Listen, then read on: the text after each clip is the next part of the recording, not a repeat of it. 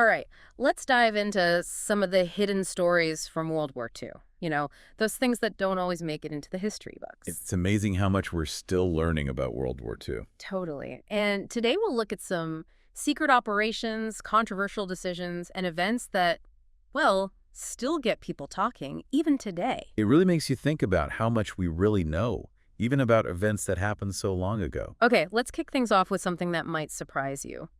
Have you heard of the Ghost Army? Oh, the Ghost Army. Absolutely fascinating unit. So for our listeners who might not know, what exactly was the Ghost Army? Well, they were this top secret U.S. Army unit, but instead of, engaging in direct combat, their whole thing was deception. Deception. Yeah, like they used inflatable tanks, sound effects, fake radio chatter, you name it, all to trick the enemy. Wow, it's like they were putting on a performance in the middle of a war. Exactly. It was this wild mix of artistry, performance, and military strategy all rolled into one. So it wasn't just for show, it actually had a real impact. Oh, absolutely.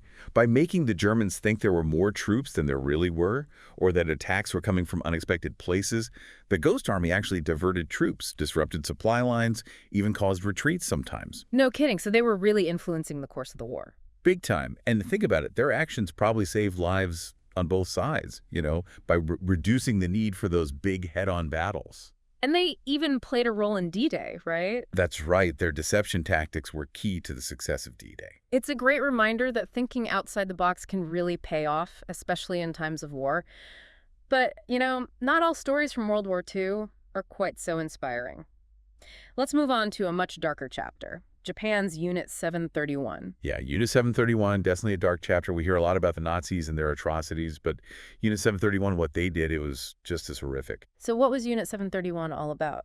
Well, they were this branch of the Japanese Imperial Army, and they conducted these, I guess you could call them medical experiments, but they were really just torture, plain and simple. Torture on who? Mostly Chinese civilians. They were the victims. And the things they did, it's hard to even talk about. Like what? They infected people with diseases, like the plague. They performed vivisections without anesthesia. They even tested biological weapons on entire villages. Hold on, vivisections. You mean they were cutting people open while they were still alive? Yeah, and without anything to numb the pain, it was barbaric. It's hard to believe that something like that could happen, especially during a war that was supposed to be about, freedom and justice. It's a dark reminder that war can bring out the worst in humanity. Were any of the people involved in Unit 731 ever held accountable for what they did? Well, that's where things get even more complicated. After the war, the U.S. government, you see, they were interested in the research that Unit 731 had done, so they granted immunity to some of the key members in exchange for their data. Wow, so they essentially got away with it. Many of them did. It was a controversial decision, and it definitely strained relations with some countries, especially those who had suffered under Japanese occupation. It's a reminder that wartime decisions, even those made with good intentions, can have long-lasting consequences. Okay, let's shift gears for a minute. I want to talk about something a little different, a mystery that still captivates people today. The disappearance of Flight 19. Ah, Flight 19. One of those stories that just grabs you. It reminds us that despite all our technology and advancements, there are still things we just can't explain. So for those who haven't heard of it, can you set the scene? What exactly happened to Flight 19? Well, it was December of 1945, just a few months after World War II ended, and these 5 Navy bombers, they were called Flight 19, they took off from Florida on a routine training mission. Sounds pretty standard so far. Right, but then things got weird. During the flight, the lead pilot starts reporting these strange compass readings, signs of disorientation like he didn't know where they were. And then, Poof, they just vanished. No trace. Despite a huge search effort, they never found any wreckage. it's like they just flew into thin air. Pretty much.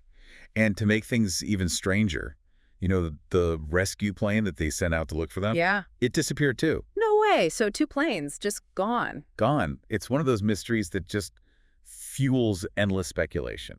Some people blame bad weather, some say it was equipment malfunction, others talk about magnetic anomalies or, the Bermuda Triangle. Well, Bermuda Triangle, of course. It's a story that's become almost legendary. But with Flight 19, it seems like we're just left with more questions than answers. Exactly. And that's what makes history so fascinating. Sometimes the not knowing is what keeps us searching, keeps us exploring. Okay, let's talk about something a little closer to Earth, or at least a little less mysterious. I want to delve into a lesser-known aspect of Hitler and the Nazis, their fascination with the occult. Oh, that's a fascinating one. It's often overshadowed by their, more overt political and racial agendas. So what exactly was their interest in the occult all about? Well, Hitler and a lot of the top Nazis, they were really into ancient mythology, mystical artifacts, that kind of thing. They believed that by tapping into these, like, ancient sources of power, they could achieve world domination. World domination through the occult. Yeah, it sounds crazy, but they were serious. They even set up this whole organization called the UNRBI, dedicated to researching and finding ancient relics and occult knowledge. Like, what kind of relics were they looking for? Oh, all the big ones. The Holy Grail, the Spear of Destiny, even evidence of lost Aryan civilizations. Wow, it's like something out of an Indiana Jones movie, except with real-world consequences. Did they ever find anything? Not really, no. They went on all these expeditions, collected a bunch of artifacts, but there's no evidence they ever found anything that, gave them supernatural powers. It's still a fascinating, if unsettling, part of their ideology.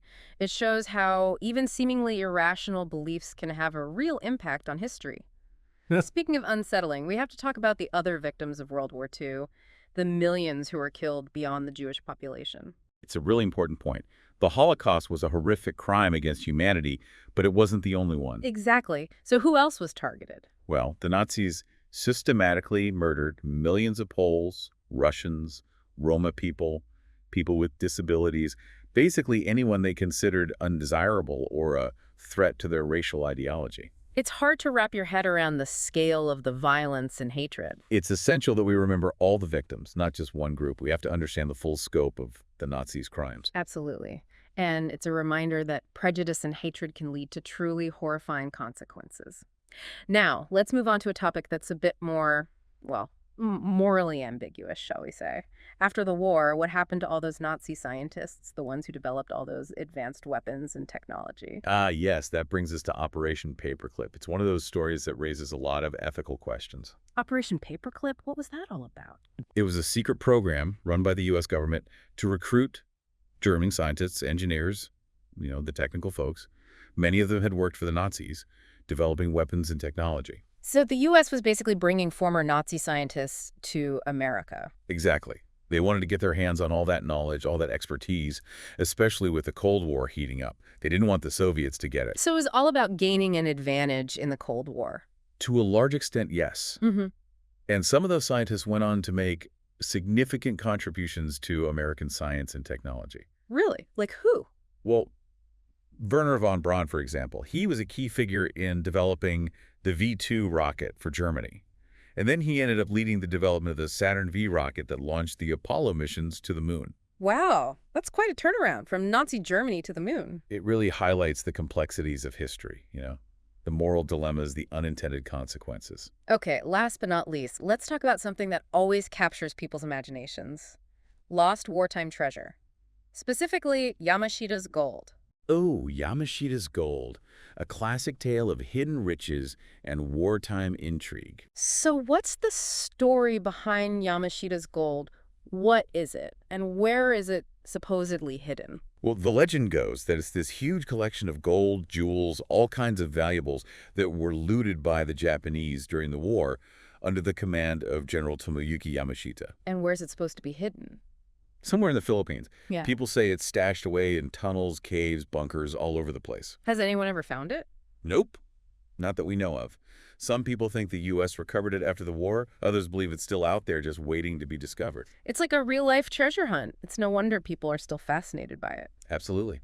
It's got all the elements of a great story. Wartime secrets, hidden riches, the possibility of striking it rich. It's a tale that just keeps getting told and retold. Well, we've covered a lot of ground in this first part of our deep dive. We've looked at deception, wartime atrocities, unsolved mysteries, ethical dilemmas, and even lost treasure. It's amazing how much World War II continues to fascinate us, even all these years later. And we've only just scratched the surface. In the next part of our deep dive, we'll continue exploring these hidden stories, uncovering more about the individuals and events that shaped this pivotal period in history. So stay tuned for more revelations and thought-provoking insights as we continue our journey into the shadows of World War II. It's going to be a fascinating journey. I can't wait to see where we go next. Welcome back to our deep dive into the hidden side of World War II. We uncovered some pretty incredible stories in the first part, but there's still so much more to explore. You know, it's like peeling back the layers of history. Each layer reveals something new and unexpected.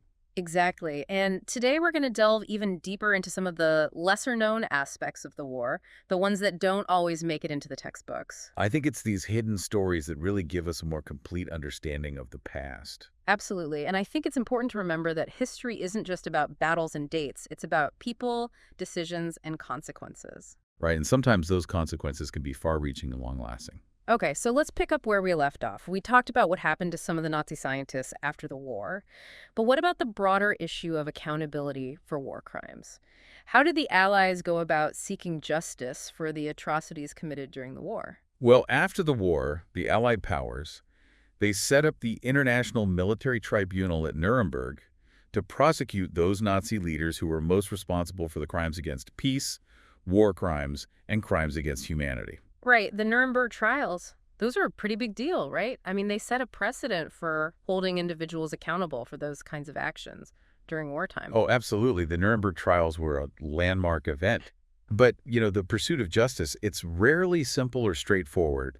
A lot of individuals who participated in or were complicit in those Nazi crimes, they actually managed to escape prosecution. Really? How did that happen? Well, some of them were never identified. Others fled to different countries, trying to avoid being held accountable for their actions.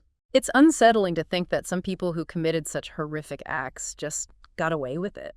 It's a reminder that justice is a process. And sometimes it takes a long time, and sometimes it doesn't reach everyone. So we focused a lot on the Nazi war crimes. But were there other atrocities committed during World War II that haven't received as much attention? Oh, absolutely. While the scale of the Nazi atrocities, especially the Holocaust, has understandably drawn a lot of attention, it's crucial to remember that other countries and regimes were responsible for horrific acts during the war as well. For example? Well, take the Soviet Union, for instance. They were responsible for the Katyn Forest Massacre in 1940. The Katyn Forest Massacre? What happened there? Well, the Soviet secret police, they executed over 20,000 Polish prisoners of war, and then they buried them in mass graves in the Katyn Forest. 20,000. That's a staggering number. Why did they do it? What was the motivation behind such a horrific act? Well, the Soviets, they saw those Polish officers, those intellectuals, as a threat to their regime. They wanted to eliminate any potential resistance and solidify their control over Poland. It's just another example of how wartime violence can stem from all sorts of motives, political agendas, ideological conflicts, the desire for power. It's a dark side of human nature. Absolutely. And the Katyn Forest Massacre, it remained a point of contention between Poland and the Soviet Union for decades. The Soviets, they initially denied any involvement. They blamed the Nazis. It wasn't until 1990, right, during the collapse of the Soviet Union, that the truth finally came out. That's right. It took 50 years for them to admit their responsibility. It's amazing how long governments can go to cover up their crimes and control the narrative, even in the face of overwhelming evidence. And, it makes me think about something we discussed earlier, how some Allied nations turned away Jewish refugees who were seeking asylum from Nazi persecution. Yeah, that's a truly heartbreaking chapter of the war. The plight of those refugees is a tragic reminder of the consequences of indifference and inaction in the face of suffering. Why were some countries so reluctant to accept those refugees? Well, it was a complex situation. There were a lot of factors at play. Some countries, they had strict immigration quotas. Others were struggling economically. They feared being overwhelmed by a large influx of refugees. But it wasn't just logistics, was it? Wasn't there also a significant element of anti-Semitism at play? Unfortunately, yes. Anti-Semitism was deeply entrenched in many countries, and it definitely played a role in shaping immigration policies and attitudes towards Jewish refugees. It's a reminder that prejudice and discrimination can have real and devastating consequences, especially during times of crisis. Absolutely. And, while there were individuals and organizations who did try to help those refugees, their efforts were often met with resistance, both from governments and from the public. Okay, let's shift gears a bit and talk about a specific event that's often considered a major turning point in the war, the Battle of Midway. Ah, Midway, Yeah. a truly pivotal battle in the Pacific Theater.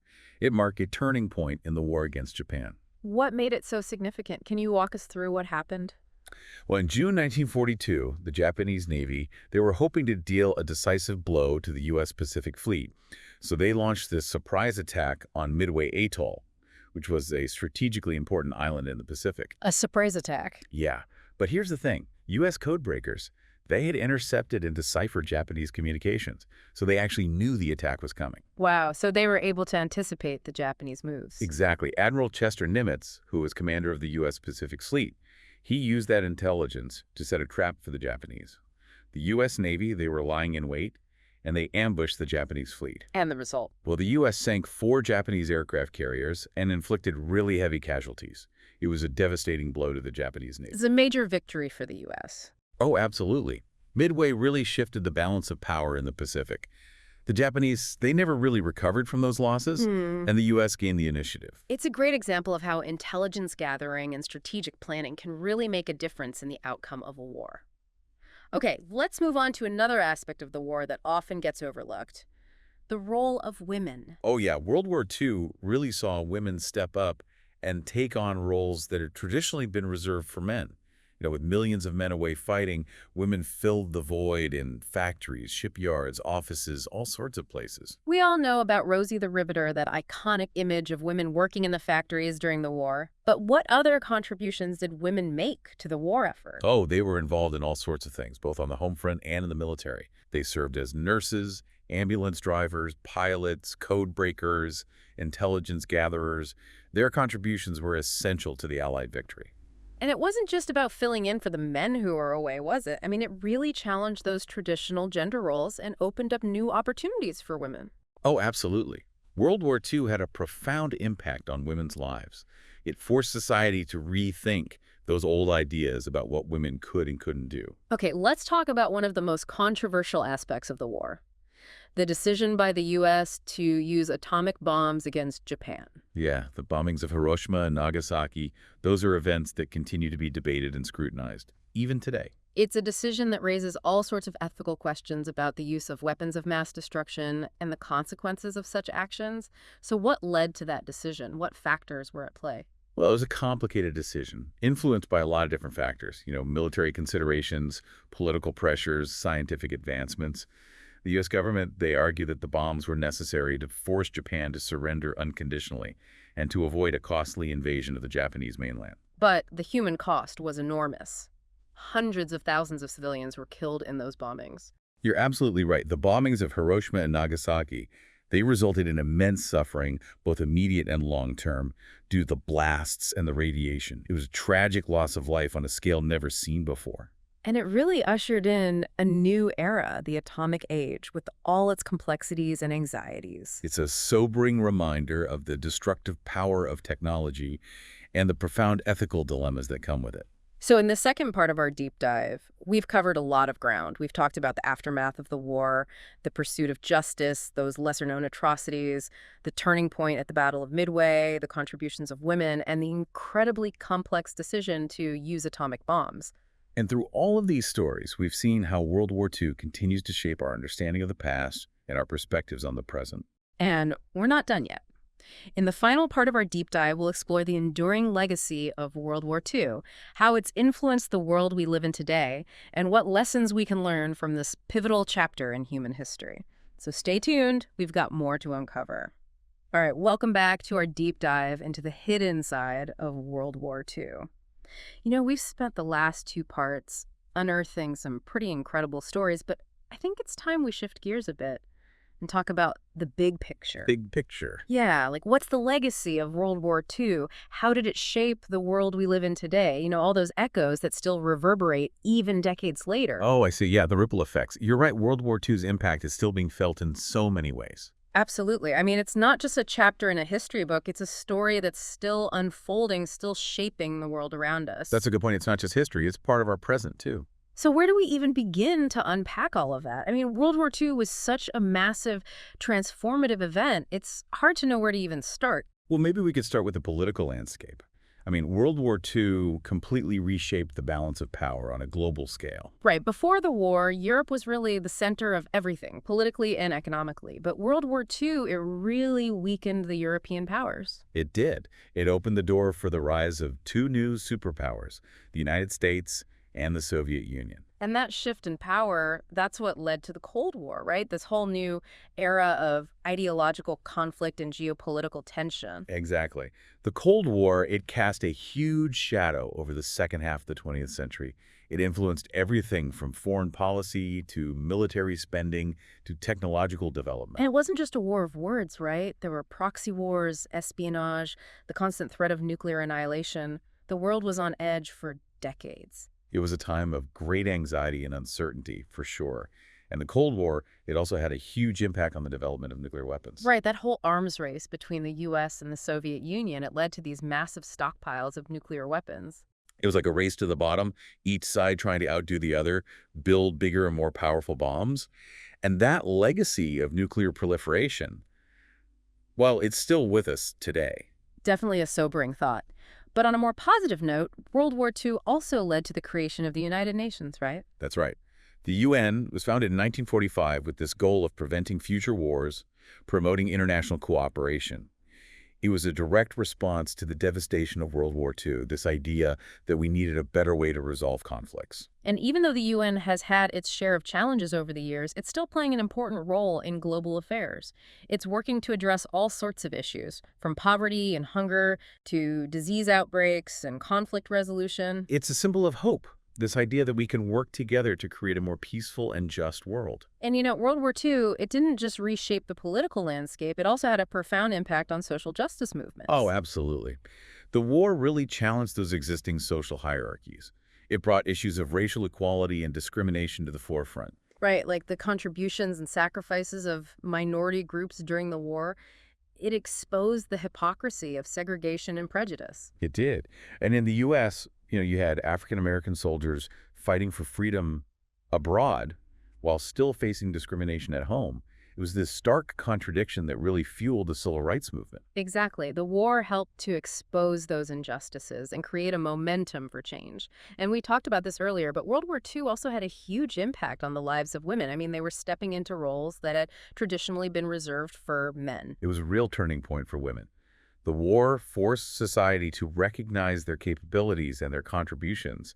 It helped to pave the way for greater gender equality in the post-war era. Definitely a positive legacy of the war, for sure. And while we're talking about legacies, we can't forget the impact of World War II on technology. I mean, the war really accelerated technological advancements in so many fields. It did. The need to develop new weapons, communication systems, medical treatments, all of that led to this really rapid pace of innovation. Right, like radar, jet engines, antibiotics, computers, all of those technologies made significant leaps forward during the war. And a lot of those technologies, they ended up having applications far beyond the battlefield.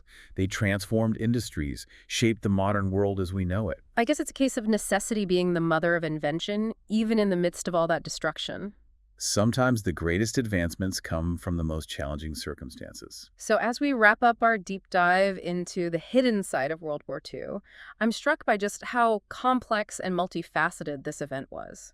It's a story filled with tragedy and loss, but also with resilience, courage, and innovation. It's a reminder that even in the darkest of times, the human spirit can endure and progress can be made. World War II, it forced us to confront some of the worst aspects of humanity, but it also revealed our capacity for compassion, for change, for creating a better future. And the lessons of World War II, they're still relevant today. They remind us of the importance of diplomacy, of international cooperation, of working together to prevent future conflicts. They also remind us of the dangers of unchecked power, of intolerance, of apathy in the face of injustice. So as we learn from the past, we can strive to create a better future, a world where the horrors of World War II are never repeated. A world where peace and justice prevail.